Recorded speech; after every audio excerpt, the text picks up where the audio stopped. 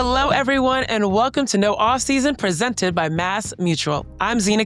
I'm Sabreena Merchant. And I'm Ben Pickman. And today on the show, we get to my corner of the WNBA. It is our big Golden State Valkyries episode. We got to talk about this. What might be the first look of this expansion team that is coming to the W, the newest addition? Who's going to make the roster?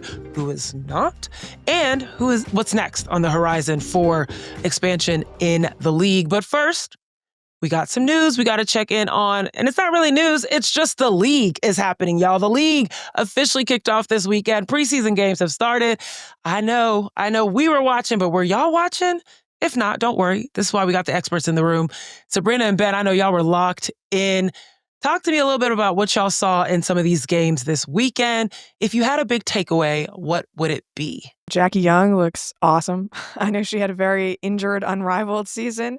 And, an injured second half of the WNBA season when she told Holly Rowe during the playoffs that she'd been, working through something basically since the gold medal game. And Jackie Young is a player who relies so heavily on her physicality, right? The fact that she is just stronger than her opponents, and she uses that very, very well. So for her to not feel in control of her body, you can sense that. And admittedly, first preseason game, a Dallas team that is returning 3 players from last year. That's a comfortable opponent to go up against if you are Jackie Young, essentially at home at Notre Dame. But she looked fantastic. She put up 28 points, 9 assists, 0 turnovers, 13 of 13 from the foul line. Just looked incredible. And it's the kind of arc that I always expected from Jackie Young to she had that all WNBA season and then sort of had a downturn last year. So, to see her back on track to be one of maybe the 5 best players in the WNBA was very cool. Yeah, the 9 assists, no turnovers. That Pretty looked good. Nice. That was real good. There was one pass she made in transition where the announcer credited it to Chelsea Gray. She's like, "Oh, that just looks like a Chelsea Gray pass." And they look back at the highlight, and I was like, "No, that's Jackie Young." That was Jackie. It was really fun watching them in action. Also, really liking some of their new additions. Aaliyah Nye, I'm excited. I mean, if you guys were worried about Kate Martin getting out of the building, you get some of that corner shooting out of the building, getting some crazy blocks. Aaliyah Nye might be that fill at 6 foot, but we'll see what happens with the front office of the Aces. But yes, that's a really good one. Ben, what about you? What'd you see?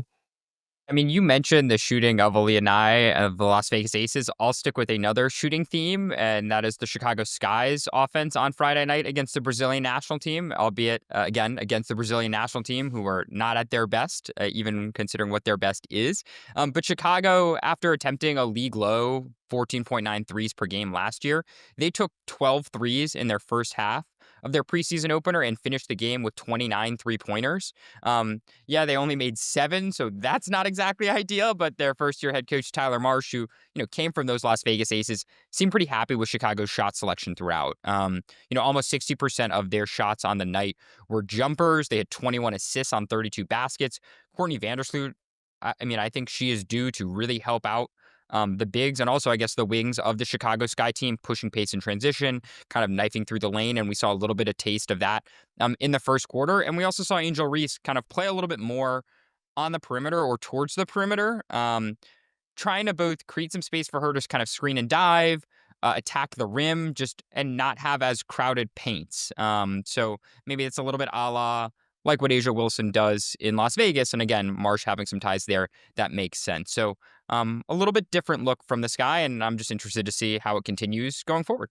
Absolutely. If they can sustain the shooting, that is going to be a scary Chicago Sky, because that was where most of the production was in the paint. And that's where you found a little bit of lack. Lack is the word I will use when it comes to outside shooting for the Chicago Sky. This is just a taste, guys, of what Ben and Sabreena noticed over the course of the weekend. If you go to The Athletic, they've got a big article kind of breaking down games across the association that they saw, things they noticed. They talk about Dallas. They talk about the youth in Dallas. They talk about CC, of course, because Brazil continued their tour of the WNBA. And trust me, I don't know if the WNBA players were the best house guests, but they showed them welcome to the W for sure. Definitely go check out that article. And Ben, I heard that you had a little fun on Saturday with the reigning WNBA champs. Tell us a little bit more about your on-court action with New York. Yeah, that is true. On Saturday, the New York Liberty hosted their Media Appreciation Day. That is what they called it. And a big part of that consisted of the coaching staff of the Liberty putting us media members through an on-court workout, Zena. So we spent about 45 minutes Oh, on court. They had actually had us sign a 45-minute long contract, which was on an honorary basis. It was very clear. And it said the player's employment during the time covered by this contract included attendance, a fun attitude, and active participation. Those were some of the requirements of the deal. like Um, it. Consisted of a ball handling station led by assistant coaches Andrew Wade, who kind of led that, and Zach O'Brien. There was a pick and roll station led by two other coaches, a shooting station of just spot up jumpers. Then we played a big game of knockout where media members and Liberty staff were competing against each other. That game was won by Sandy Brondello, the head coach of the New York Liberty. Feels Wow. unfair. Professional I know, athlete it Sandy feels Brondello. rigged. It feels a Yeah. little rigged. I mean, Yeah. that jumper still looks smooth from the content that I saw. Sabreena, I heard that you might have received a text message about this. So a member of New York's basketball staff did send me a message saying, can confirm Ben Pickman has a little wiggle to his pick and roll game. Yeah. Oh, That's, okay. that's Let me that's find about, out. I mean, Sabrina, Let me I'd like find to out. clip, You got a little movement. Can we clip that audio and just send it around so I can get the NIL money that I'm owed from back in the day? Okay. Let's let the record be clear. I also did get out the Liberty PR, the head of PR, and I also got a Liberty assistant coach out, both of them in knockout. I got two Liberty staffers out in knockout. Now, Ben, so we you know can put that on the resume too. You know, we know you have some pickup games out in New York as well. You're still active in this space. So, but I didn't know you had a little movement to the hips going around picks. Okay. All right. I like it. I like it. Well, we're going to have to take that movement into this conversation with the Golden State Valkyries because there's a lot we don't know. And we're going to have to move and shake around it because the Golden State Valkyries have not even played a preseason game yet. So we don't have a taste of what they look like, but we're hearing things. We're hearing things. And I actually was at practice at the day that we're recording this. I was at practice today, saw a little bit, but I am excited to dig into this team. This is the 13th team in the W, first expansion team in the league since 2008. That's crazy. Last team, that was the Atlanta Dream back then. Now, I'll say this. In conversations with the team, they don't want to be talked about as the expansion team. They want to be called the new team because that's what they are, right? Sometimes when you attribute expansion to just a team, it's thinking, oh, they're not going to be very good. They're not just an expansion team. They are a new team. So I'm going to try and just stick to that, especially when Toronto comes in the mix and Portland comes in the mix next year. But right now, this is the Valkyries' time. So let's get a little background on this team. Ben, how did we get to this point? How did the Valks become the first expansion or new team in this new era?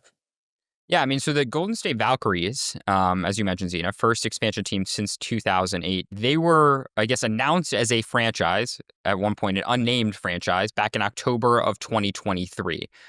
Joe Lacob is the Warriors co-executive chairman and CEO, and his partner, Peter Guber. They are the, again, owned and operators of this WNBA franchise. And much like the Golden State Warriors, the Valkyries are going to play their home games at Chase Center. Joe Lacob has a little bit of a personal history in women's basketball that he's made kind of clear with a league prior to the WNBA. So he's long kind of been interested. And this is a market that I think the WNBA has long targeted because, one, you both have stable ownership. You have a franchise in the Warriors that has had a ton of success since Lacob and Guber bought the team in the mid-2010s, and we've seen, an explosion in the valuation of that franchise. They've built a new arena. Those are all things that if you're the WNBA, you're looking at and saying, like, this is a stable group that wants women's basketball to succeed in the market. And then you think about the Bay Area and what it is in terms of, tech, financial, just kind of the economic situation for businesses in the Bay Area. And, you know this firsthand living there, like, it's one of the top markets in the United States. And so being the economic hub that it is, it just made a ton of sense. So the Valkyries get named in October 2023, as I said. And, here we are in May 2025, and they are set to debut in just around 10 days. Yeah, I think it's worth giving my perspective on this note because, yes, even though this team was named as a franchise, not named, but announced as a franchise in 2023, they'd been working on this for years, folks. Even when I was a part of the Golden State Warriors on the partnership side, this was something that they had been thinking about. How do we bring a women's team to the league? We had been doing due diligence on what arena should they play in, where should their practice facilities be, how can we ensure that the players feel like true athletes. So this is even before Phoenix announced their new facilities. This is before all of these franchises across the league had said they wanted to elevate the athlete experience. The Warriors were already thinking about this from the perspective of a women's basketball team. And this makes sense. Like, Ben, you mentioned Joe Lacob's previous experience with women's basketball in the American Basketball League. Like, there was a whole team here. The San Jose Lasers, he was a primary investor and founder in the American Basketball League and had also, invested significant dollars into the San Jose Lasers. So this is really like a dream deferred a little bit for Joe Lacob to be able to get this team back in the Bay Area. And as you mentioned, the history's there. The roots are there. Stanford basketball, Cal basketball, like this is rich history for women's basketball. So it makes a lot of sense to have a team here. The W knew what they were doing with that aspect as they continue to think about all of these markets that they're expanding into. Where can we find roots where people are truly already excited about women's basketball and then take hold? So let's talk a little bit about the expansion draft, because that was something that if you hadn't been paying attention in 2008, which a lot of people weren't, which is fine, you don't know what that looks like. And every year, there are no rules in the CBA about what this expansion draft looks like. You can literally make it up as you go. Like, how do we want to do this? Who do we want to protect? Do people get protections? All of the above. So the expansion draft happens, Sabreena. Tell us a little bit about the expansion draft and then also the role that the Valkyries played in the regular draft that happened in April of this year. Yeah, so we actually did an episode about the expansion draft back in December. If you want to go back and listen to that, we talked about pre-draft and post-draft with Natalie Nakase and Ohama Nianen. So a lot of good audio there in case you missed it the first time around. But essentially, all of the 12 existing WNBA teams got to protect 6 of their players, whether that's players on their current rosters or players they had rights to internationally, domestically. And then Golden State could pick from the non-protected players during the expansion draft. And they chose to select players from every team except for Seattle during that process. And that included a mix of players who were WNBA veterans like Kayla Thornton and players who had never stepped foot in the league like Carla Late, and then, rookies like Kate Martin. And they got 11 players out of that expansion draft, and that was sort of the basis of their roster heading into free agency. Free agency, they were kind of light on the American side of things. They did sign Tiffany Hayes from the Las Vegas Aces, but mostly stuck to players who have spent their time playing in Europe, including the likes of Chloe Bibby or, Janelle Solon from France. And then they go into the WNBA college draft, so to speak, even though it's not technically the college draft because international players can be there, but it's the post-college draft. And they had the 5th pick, which was after all of the lottery teams, and they took Juste Yochite from Lithuania. And that is how they formed essentially their training camp roster for their inaugural season. I love it. And now you're starting to see all of these elements come together because it's training camp time. And that is going to be probably the most difficult job of all the teams in the league because none of these players have played together before. And also, none of these players have played for these coaching staff. This coaching staff has never coached together before. Like, it's a training camp not only for the players, but also the coaches. And so now you're starting to see, movements are starting to happen. But of course, at the time that we're recording this, today, at the time that it's coming out, is going to be the Valkyries' first preseason game. This is going to be the first taste of what they're going to look like. Ben, I was at training camp. I'll tell you what I've heard, but what have you heard from the outside about this team so far? One of the things that has struck me or that I've observed is obviously you're trying to figure out how you want to play and who is going to play what roles. And it is all kind of a creation from scratch. And so when you think about their expansion draft, right? Natalie Nakase, their head coach, said they wanted ultra-competitive players, high-character players, and they actually intentionally used the word athletes. If you listen to both Natalie and their GM, Ohama Nianen, who Sabreena mentioned, like, Ohama is very intentional. She doesn't say players, she says athletes when she refers to the members of the Golden State Valkyries roster. So I think they want to play physical defense. It seems like they have spent a lot of attention, a lot of time and attention during training camp on the defensive end. Offensively, I think they're going to shoot a lot of threes. They're going to play at a fast pace. Those are some of the phrases that we have heard. They're going to play with a lot of fight.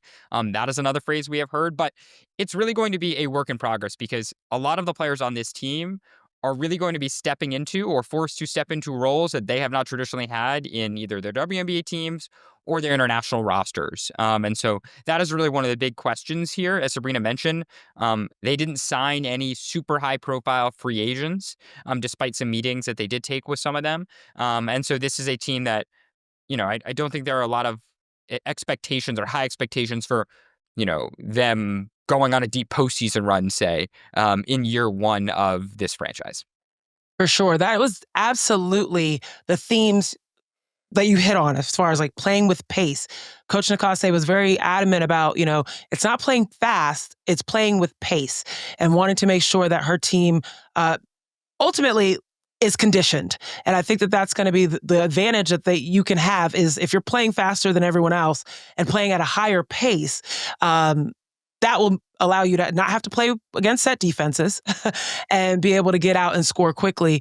But also, defense was huge that I've heard about. Rebounding was a major aspect, and then limiting the turnovers. Sabreena, I want to ask you about what you've heard about the building of the team, because what I love is that their GM, Ahemanianen, has been incredibly vocal about wanting good people, not just in the organization that she created from her front office staff, not just in the coaching staff, but particularly when it comes to these players. She talked about them being some of the easiest players you could talk to. And also not wanting to take advantage of that, but knowing that these people are willing and ready to start something from the ground up. And so it helps that they're people that you can easily, communicate with, knowing that that's not always the case. So from your perspective, Sabreena, strategy on building a team from the ground up and also being able to have the pick from other teams. Like how do you think that the Valkyries went about that? And in your opinion, how well did they do? Yeah, it's so interesting how you think about building a team from scratch, because I'm certain that the way we see Toronto and Portland do it next year is going to look entirely different from what Golden State did. And like Ben said earlier, Coach Nakase said that they prioritized ultra competitiveness and high character, right? Which you've mentioned in terms of the kind of people that they wanted. And I think that resulted in players who had a bit of a longer track record in the W. There's a lot of veterans on this league who have really high references from people around the league. Like you look at a Kayla Thornton, beloved in New York, beloved in Dallas, like a very quality teammate that they were very sad to lose in the expansion draft. You look at Tiffany Hayes, like just how highly people spoke of her in Las Vegas, in Atlanta, just what she's meant to the three franchises that she's played for prior to Golden State. Even someone like Kate Martin, who they've just like glowed about in Vegas. And again, the fact that Natalie Nakase comes from Vegas, like that they have multiple Vegas players should come as a little surprise. Even Ileana Rapere, another player taking the expansion draft, played in Vegas with Natalie Nakase.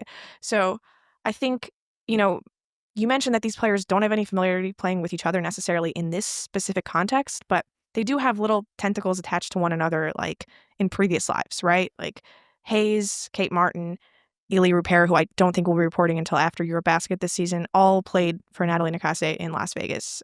You look at their assistant GM, Vanya Turnovich, who has experience with the London Lions, like Temi Fagbenle played with the London Lions, right? So everybody knows everybody in women's basketball, and they have like reasons to believe that these things are going to fit together. But I think it's interesting that they chose a lot of complementary players who people are going to want to play with. They haven't found like the star that wants to play with all of them yet, but they have all of these complementary players who they know are going to come to work every day, set a good culture, show up for their younger teammates, like express what it means to be a pro at this level. Even if Golden State doesn't really know what their team specifically looks like, they have a bunch of pros who know how to play in the WNBA.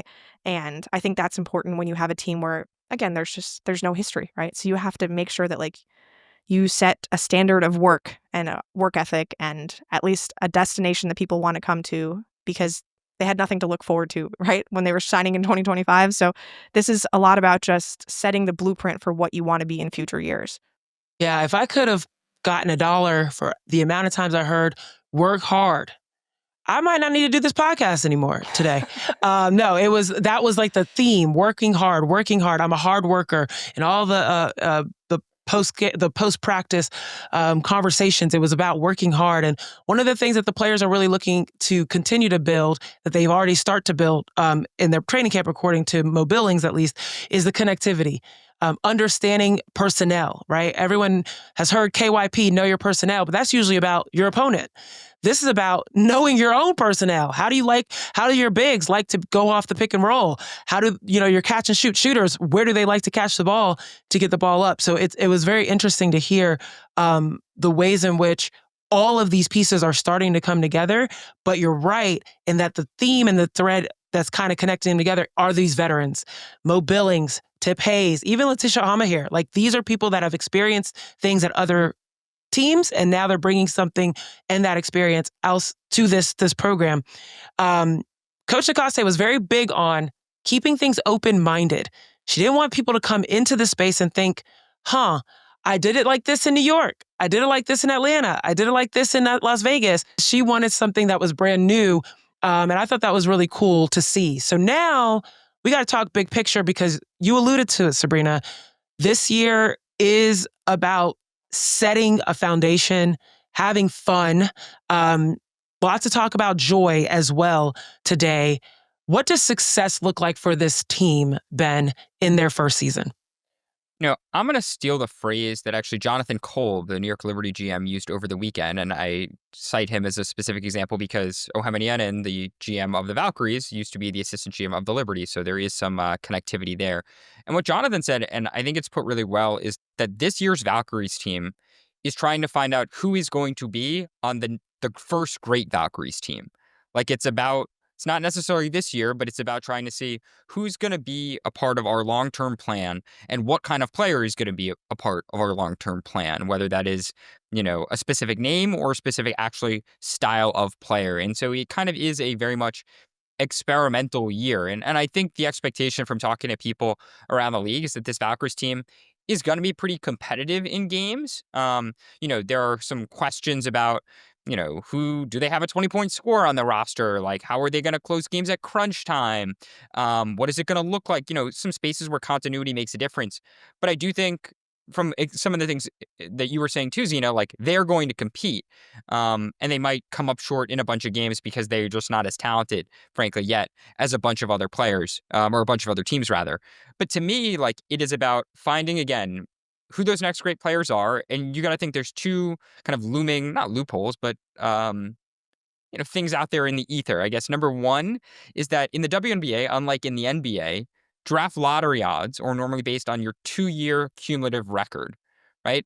But the Valkyries, considering they're going to have just 1 year of history, presumably, this year is going to be the end-all be-all in determining where they fare in the 2026 WNBA draft lottery. So call that a little bit of advantage potentially if they struggle.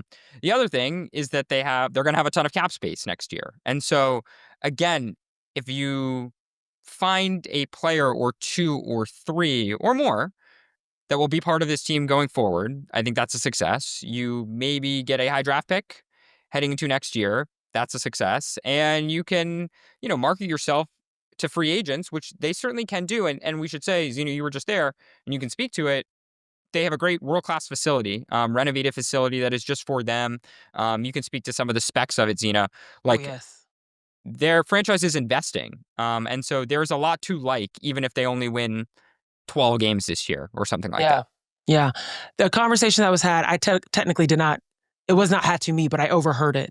Player talking to someone else saying, those are the best conversations, the best ones, right? But the statement was, I am so happy. I don't have to ask for anything. I have everything here. Like, that's what this player was saying. And I was like, dang, like, that's so dope. Particularly thinking about what some of these players that are on this team and in the league in general have had to experience since they were first drafted, right? For context as to why I'm having all of this Valkyries insight, I'm not just stalking this team, guys. I am actually going to be covering them for CBS in the Bay Area. And so I got the opportunity to go to open practice with the media today and get to see the Sephora Performance Center. And it is gorgeous. The floor is gorgeous. I mean, I'm looking at that court, and I can only imagine how pretty the court is going to be at Chase Center. The facility is stunning. Everything you can imagine in terms of obviously a beautiful locker room, et cetera, weight room, world-class facility, jacuzzis, hot tubs and such, making sure they have a recovery center. I mean, but it's new and shiny and smells new, and everything is perfectly aligned with what the players are going to need in terms of just coming to work and not having to ask for anything. And I think that that's just been a theme that you get from the Valkyries and from WNBA players across the league. It seems like you're already dreaming of when the Valkyries hold Media Appreciation Day in like 5 years, and you can put on your sneakers and get on those baskets. I thought you were saying you were just dreaming of some new knees so I can go back out and play. Yeah, both. No, it looked so fun. Watching them today, they have a ton of fun at practice. It wasn't even a drill. I don't know what it was, but they played baseball today at what point during practice. It was fun. It was a good time. And you can tell that that's what Coach Nakase really wants to establish, is them having fun. So now let's have some fun. I'm going to ask both of you, and I'm not going to tell you what I saw today at practice, but I was going to say, you have so much more intel than we do, Zena. I know, but who do you think might be the starting 5 for this team? I'll go first. I kind of have like 4 players in mind. That would be Julie Van Loo, Tiffany Hayes, Mo Billings, and Temi Fag-Benley. And then sort of a rotating cast of who I think, based on any minute, could be that 5th player. Absolutely. For now, let's say Kate Martin. Okay. I like that. Ben, what about you? I like, let's see, and should have prepped this admittedly a little bit more. Kate Martin and Kayla Thornton both starting. Okay. Let's go Billings at the 5. I think they'll go small. I like Van Loo as a veteran point guard to open. And does starting Carla Late make any sense? We'll say that's my 5. Okay. Yeah. Okay, so I'll let you know that I saw combinations of both of what you're talking about out on the floor today. Okay?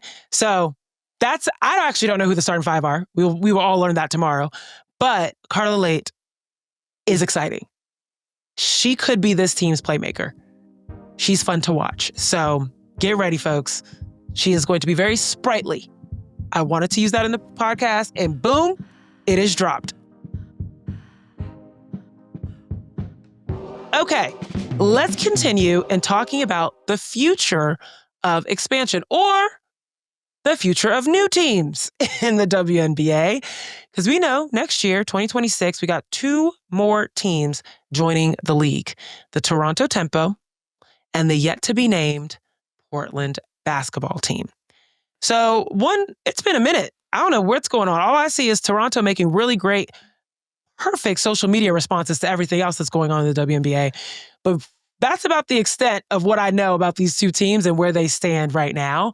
That their social team is killing it. But other than that, Ben, Sabreena, fill me in. Where do things stand with these 2 teams? So I'll start with Toronto. They hired their first general manager, Monica Wright-Rogers, at the end of last year, I want to say, or was it the start of this year? I don't know. Months all sort of blend together. It was cold in Toronto when they announced her hiring. Start of this year. Okay. Start of this year.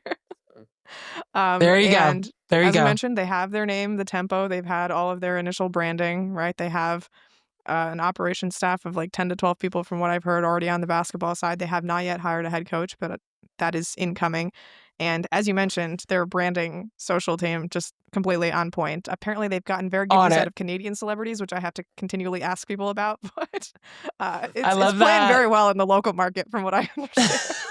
I love it. You got to get with the local fans. They know what's up. That's good. And also, I'll say, Toronto Tempo's grown on me. At first, I was kind of like, I don't know. But now I like it. And I like their branding. I like the colors. I like the vibe. Toronto Tempo works.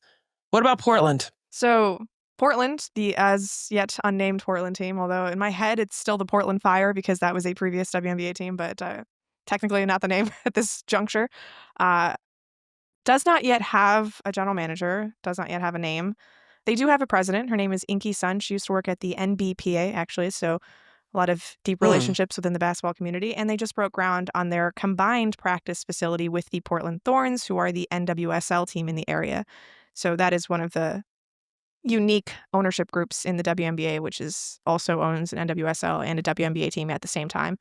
Still a lot of Oh, basketball hires to make, obviously. They have said that a general manager and team name will be coming within the next 3 to 6 months, which is a very wide window. But yeah, theoretically, that has to happen before an expansion draft. So looking forward to it. there you go. And I will say, looking at these three teams, the Valks, the Temple, of Portland, it's been very different in terms of how they've rolled out their teams, the timelines particularly. The Valks have said that their ownership allowed them the full extended timeline to get their teams in order. But now you're looking at these other two teams. What are some of the biggest differences you've seen in how these rollouts and these hirings have happened? Yeah, I mean, Golden State kind of serves as our convenient reference point, I guess, just because of the nature of when they came in the process, right? So if you think about a year ago at this time, the Golden State Valkyries had just basically announced their name and they just hired Ohema Yenin as their general manager. Both of those things happened, I believe, in May of 2024. So a full year before they come into existence. As you mentioned, with Toronto, they've already named their general manager. So in theory, they were ahead of Golden State's pace in terms of naming their top basketball decision maker. They also named their name of the team and the colors and logos before Golden State did in their process. Portland, on the other hand, is slower, I guess, or later in the process, later in the game than what the Valkyries are doing, right? They still have not named a general manager, top basketball decision maker. And we also don't know the name of the franchise, right? So they are starting this season, at least publicly, without some of those kind of key decision makers, key players in place at the top. And Inky Sun, as you mentioned, has just kind of gotten officially hired a month ago. So again, these other teams, Golden State hired Jess Smith, I think, well in advance of making some of their key key decisions. Teresa Resch is the team president of the Toronto club. She was again hired well in advance as kind of the first employee of that group. So kind of three teams with very different approaches and very different timelines. And a lot of that is reflected of the ownership differences between each of these three teams, right? You have Golden State, which is very much closely tied to the Golden State Warriors, right? The NBA franchise in that market. You have the Toronto franchise, and they're owned by Kilmer Sports Ventures is the group. And that is kind of Larry Tannenbaum is the majority partner, I guess, in that. It's kind of his company. He is the, I guess, figure who, I mean, they own the Toronto Raptors, but they are technically not like affiliated with the Raptors. They just have a lot of the same ties and kind of, again, like people involved, I guess. Teresa Resch actually came from the Raptors. And then you have the Portland group, which, as Sabreena mentioned, has ties to the Portland Thorns of the NWSL. Their lead partners, or their lead owners, rather, are the Bethal family. It's Lisa Bethal Mirage, and Alex Bethal. And their father, Raj, is an investor in the Sacramento Kings as their kind of alternate governor, kind of their number two owner in colloquial terms in that group. But they are independent of the NBA, especially compared to, say, the Golden State Warriors and Valkyries ties. So three different groups, three different approaches, three different timelines. And it's just kind of interesting to, I think, take stock and compare just how they're Yeah. different at this moment in time a year out. Yeah, it seems like the theme of being unique in the ownership structure between the NWSL and the WNBA team in Portland is actually finding a way to trickle down into the unique approach they are having in building their team. But these are not the only two teams. These teams are official, but there are other teams and cities, at least cities, that want franchises to come to them. I've heard, a lot of different things. Candace Parker being involved in one in Tennessee. I heard Jason Tatum being involved in one in Boston. I need you guys to clear things up for me. I don't want to be wrong. What are the cities that are in the mix? Where do things stand? When will we know if these bids have been accepted? Yeah, I mean, we should, I guess, clear up one point of fact there. Jason Tatum, though he plays for the Boston Celtics, he would actually have been linked to a bid in St. Louis. That There is he where goes. he Thank is you. from, not Yes. even in Boston. But basically, back a couple months back, I think it was the end of January, early February, January 30th, was the deadline for the WNBA for bids for the 16th franchise. And that was why around that time, there was a kind of flood of both public groups that went public showing their interest in or showing that they had bid on teams. More than 10 potential ownership groups submitted formal bids, according to sources that myself and my colleague Mike Vorkunov that we talked to. Some of those cities that we confirmed submitted bids include Austin, Texas, Charlotte, North Carolina, Cleveland, Denver, Detroit, Houston, Kansas City, Nashville, and Philadelphia. Those were some of the places, again, that we confirmed. Again, I just rattled off, I think, 9 names, and we know that there were more than 10 who ended up putting their names in. So, it's kind of an ongoing process to try and figure out this team. Kathy Engelbert, the WNBA commissioner during the April draft just a few weeks ago, she said there's no specific timeline on naming team number 16. There had been some reporting a couple months back that Cleveland was like a lock basically to get it. The league never confirmed that to be the case, and again has not announced Cleveland as that team. But Kathy Engelbert has again said that they're going to be, they're on track to have at least 16 teams by 2028. And, I think it's wait and see whether it's a 2027 start, whether it's a 2028 start, and whether it's 16 teams or if they end up going to more. And this is speculation on my part, I should be clear, because there is so much interest, again, from these prospective groups in trying to get a WNBA franchise. So there's still a lot that needs to be sorted out here. How much does it cost to make a bid?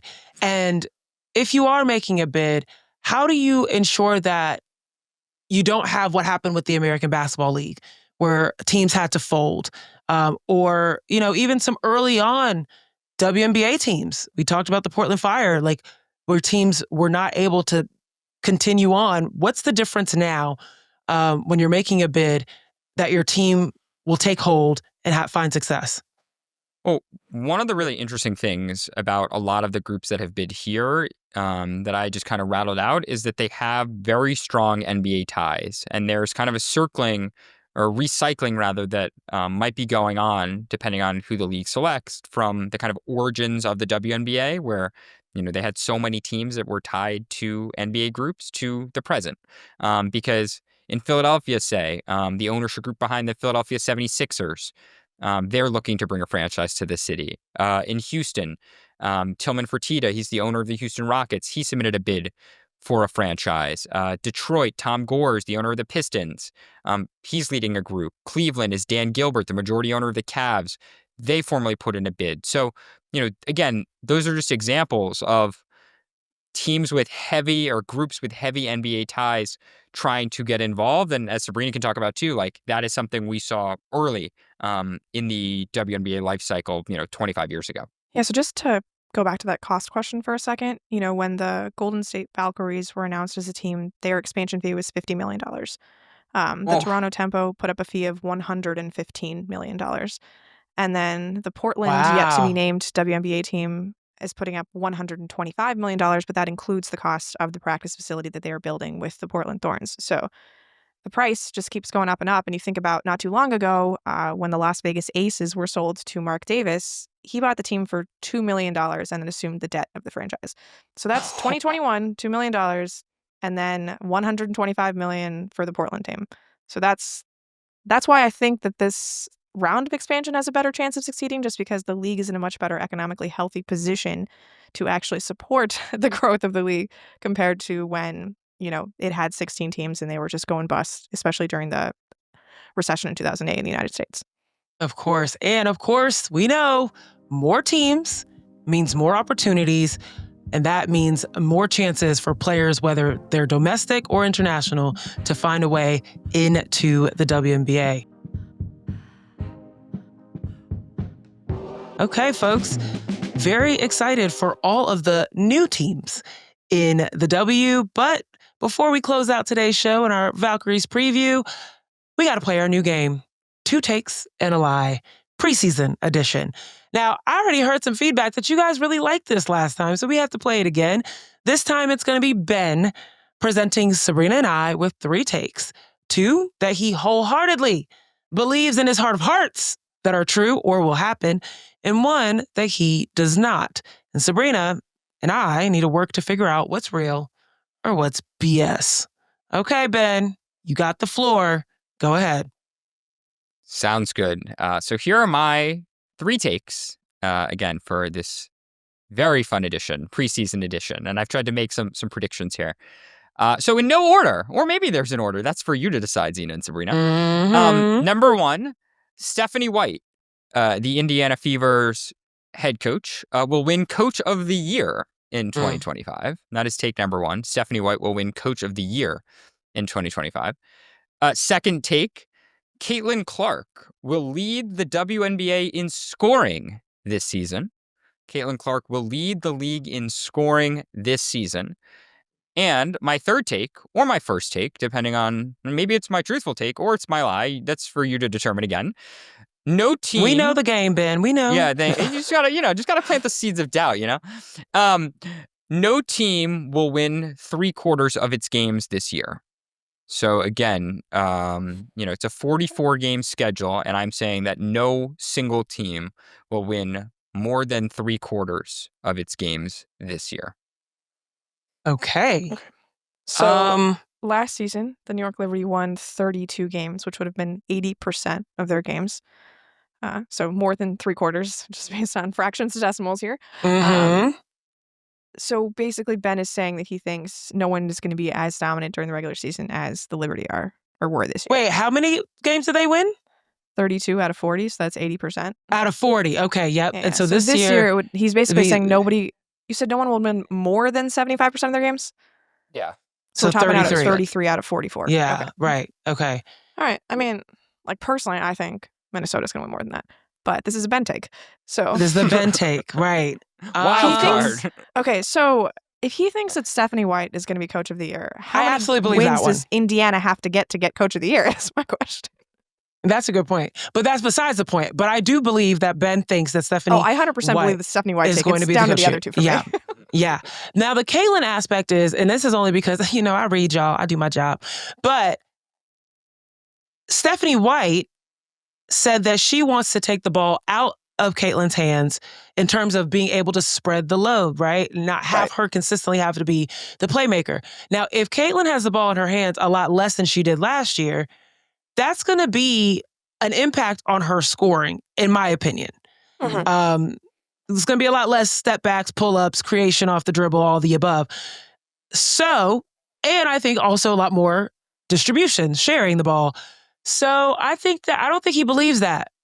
I don't think he believes that Caitlin will win scorer or lead the league in scoring this year, literally based off of the reporting that came out. I think he believes that no one's going to be as dominant as the Liberty were.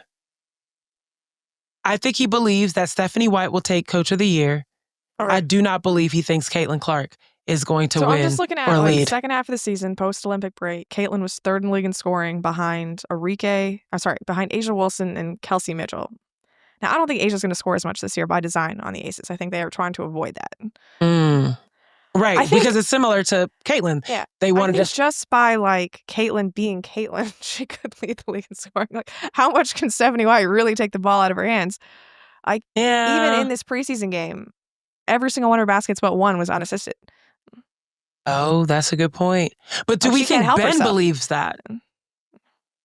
This is facts. These are facts. These are facts.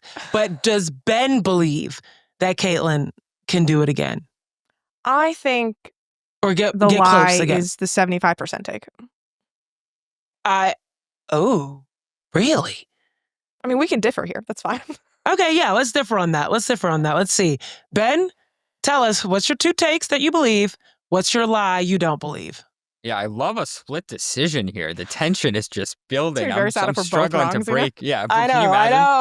Well, I will say you are correct in that my Stephanie White take is definitely one that I believe. I think she will win Coach of the Year. You think about, again, the Indiana Fever, they haven't had a winning record since 2015. And I think it's safe to say that I expect them to make a leap, whether Caitlin Clark leads the league in scoring or not, be a top 4 seed, get that a hint?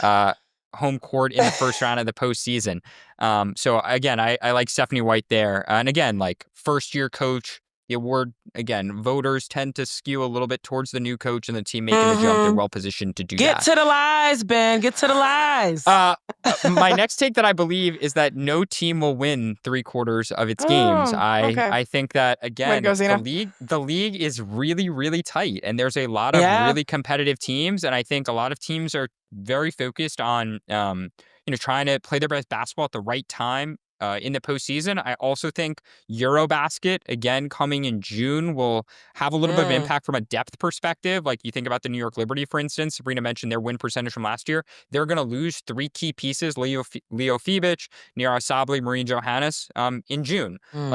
Maybe the departure of some key international players cost a team a game or 2 or 3 in that stretch. And as a result, nobody's breaking the 75% win total.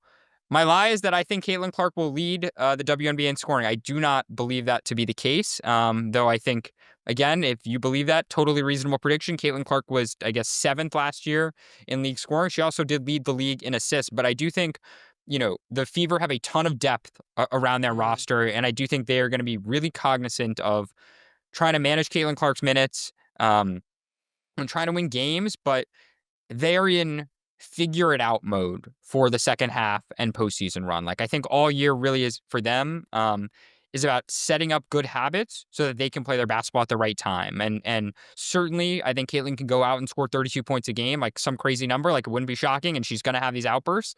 But I think, I think they're going to try and say, don't just get us 25, 30 points a night. Let's try and figure out what works. That is my lie. I guess, Zena, congratulations for picking this one correctly. Thank you. The bias was inherent a little bit because I know you're like, I watched the Liberty do what they did up close, right in front of my eyes. I don't know if somebody could do it again this year. So I was like, that might be my little hint. I think that, Ben's going to look out for his team in New York and be like, I'm just joking. You're a reporter. You are unbiased. But he was signed to the team for 45 minutes over the weekend. Yeah. I know. He's low-key an ex-player. But anyways, that is going to be it for today. And coming up on Friday, we got a big culture episode. I'm really excited for this. We're going to talk about some rivalries, whether they're W created or not. We're going to talk about money. We're going to talk about sneaker drops. I know y'all saw that patty cake A1 commercials. They've been everywhere.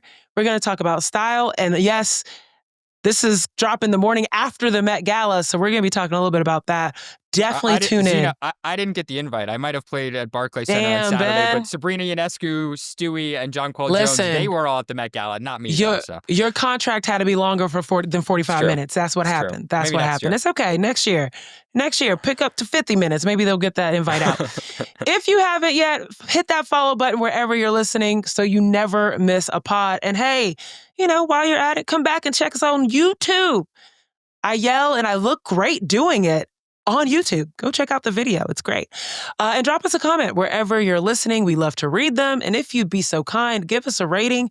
It helps new people find the show. And back to those comments, we really, really love when y'all write articles under the articles. It's like our favorite. It's great. It's insight that, it's wonderful. So appreciate you guys. And don't forget, as always, there's always more to read and watch over at our partner, the Yahoo Sports Hub. So don't forget to check it out at sports.yahoo.com/women-sports. On behalf of The Athletic, I'm Zena Keita. Thanks for listening, and we will see you next time. Thanks for tuning in to No Off Season. To hear more, be sure to like and subscribe. We drop new episodes every Tuesday and Friday.